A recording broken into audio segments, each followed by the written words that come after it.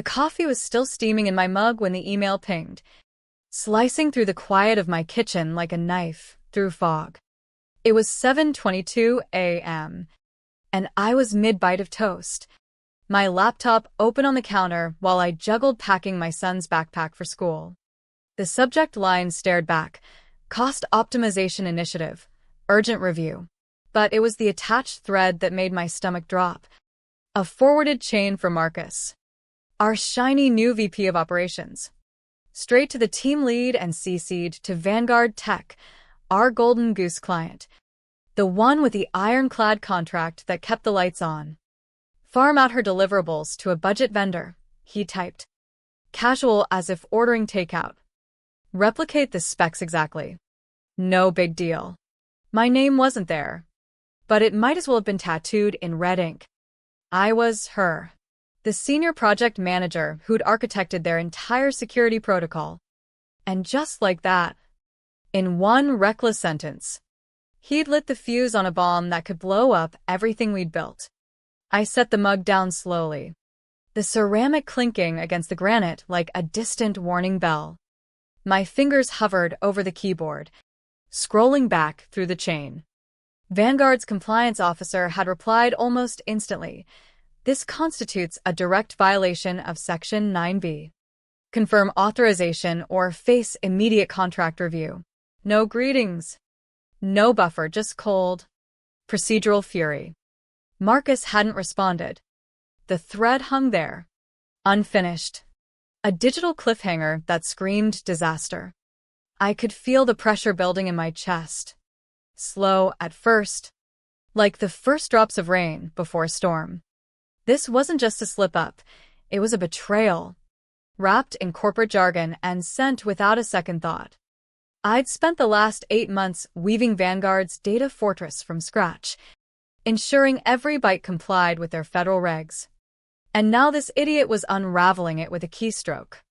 Pushing back from the counter, I paced the kitchen, the linoleum cool under my bare feet. My mind raced back to how it all started, but I shoved the memories down for now. There was no time for nostalgia. This was survival mode. I grabbed my phone and texted Elena, the data wizard I'd handpicked for this gig.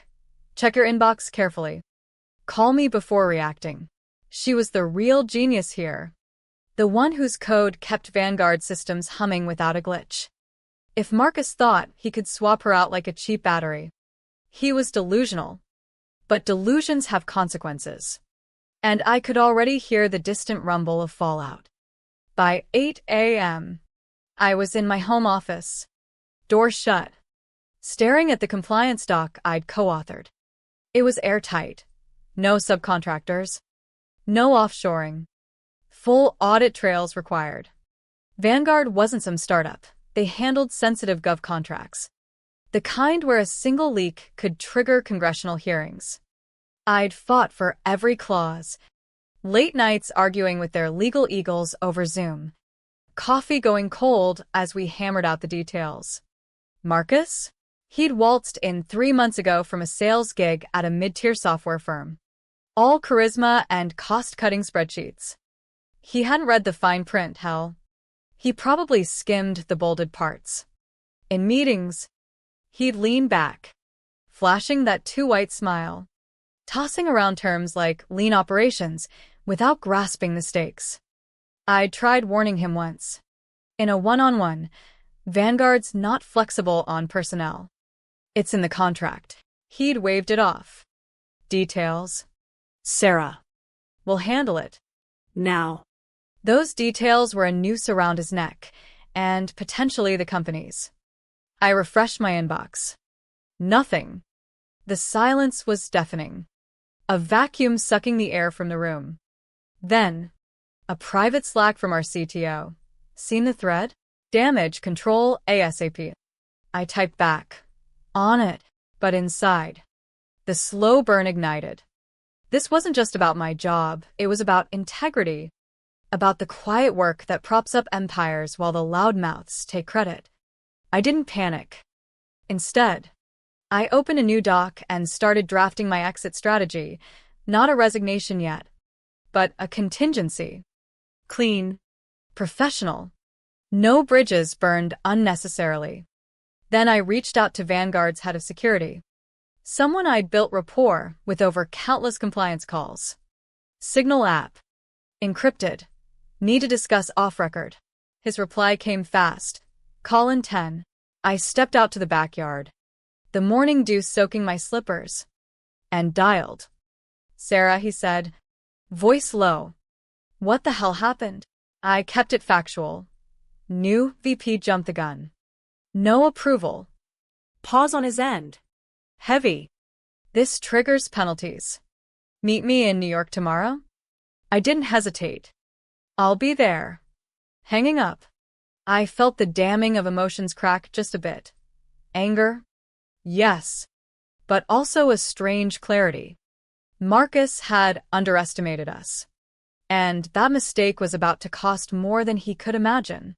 Back inside, I finished packing my son's lunch, kissed him goodbye as he ran to the bus, and sat back down. The email thread mocked me from the screen. I archived it, then pulled up Elena's profile.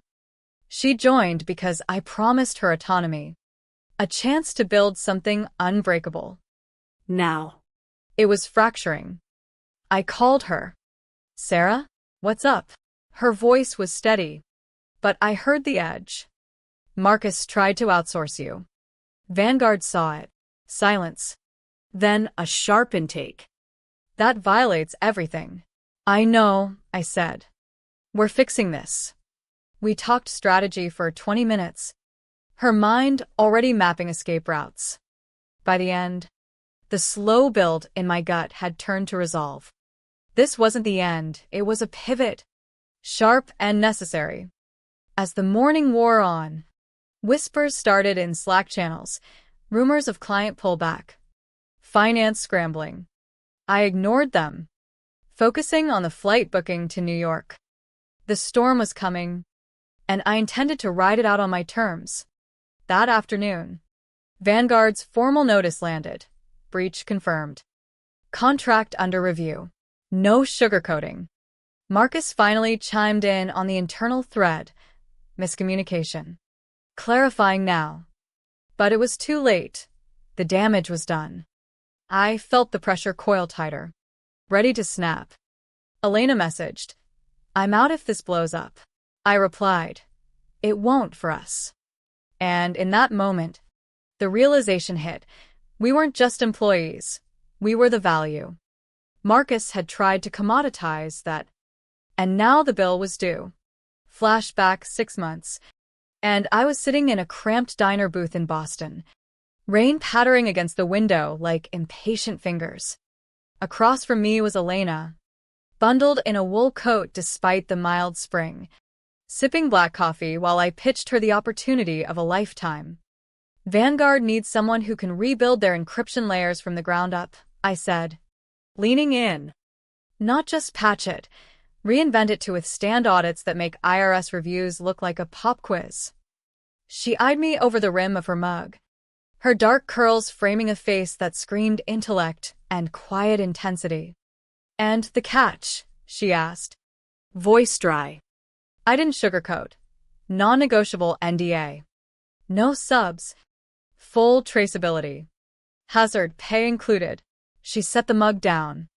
Considering. I've heard about Vanguard. Their last vendor got sued into oblivion over a metadata slip. I nodded. That's why we need you. You're the ghost in the machine. It took 2 more meetings and a detailed spec review. But she signed on. Elena wasn't just good. She was surgical. She'd cut her teeth on DoD projects. Where errors weren't forgiven, they were investigated. At Apex, I gave her the reins. Isolated server access, direct line to Vanguard's tech leads, and a contract mirroring their compliance, Bible word for word.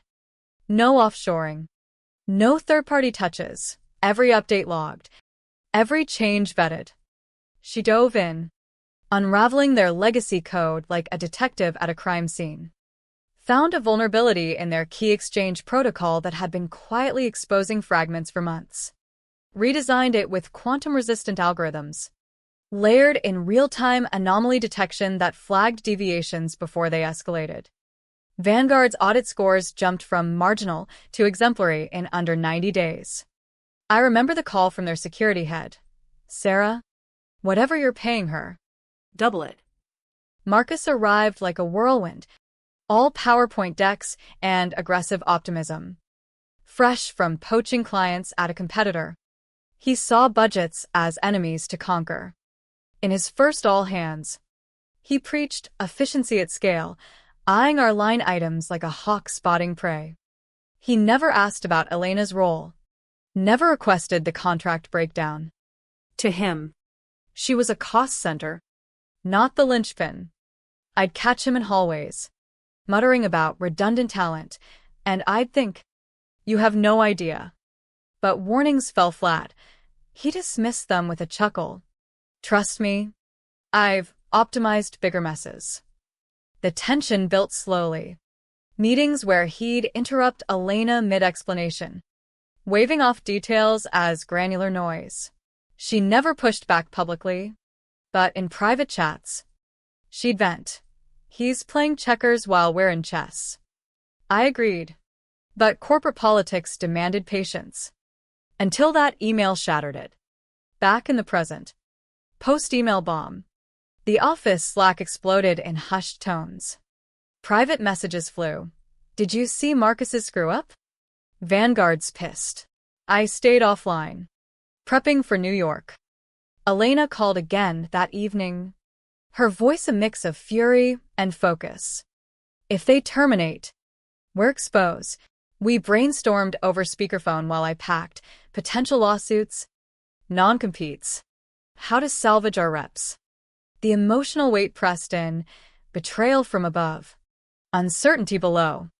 But beneath it, a spark, opportunity in the chaos. By bedtime, the slow simmer had reached a boil inside me. Marcus's arrogance wasn't just risky, it was reckless endangerment of lives built on trust. The flight to New York was turbulent, mirroring my thoughts. I reviewed the contract en route. Every clause a weapon now turned inward on Apex. Landing at JFK. The city buzzed with indifferent energy, but my pulse raced. The meeting was in a sleek midtown conference room. Glass walls overlooking the skyline. Vanguard's team waited. Security head, legal counsel, 2 execs. No small talk. Explain, the security head said, sliding a printout of the email across. I didn't defend Marcus. I laid it bare. Unauthorized directive. He bypassed protocol. They nodded. Expressions grim. Then came the pivot. We value your work. Sarah, And Elena's. Come aboard directly. The offer hung there. A lifeline amid wreckage. We negotiated terms, exclusive contract, budget control, Elena included. By end of day, it was sealed. Walking out, the pressure released in a whoosh. Emotions flooding, relief, vindication, a quiet thrill. But the explosion was just beginning for Apex. The termination notice from Vanguard hit Apex like a seismic wave. 2 days after my New York trip. It was concise. Brutal. Breach of Section 9B. Contract dissolved. $5 million penalty invoked. No appeals. No grace period, just the hammer falling. I was back home, monitoring from afar.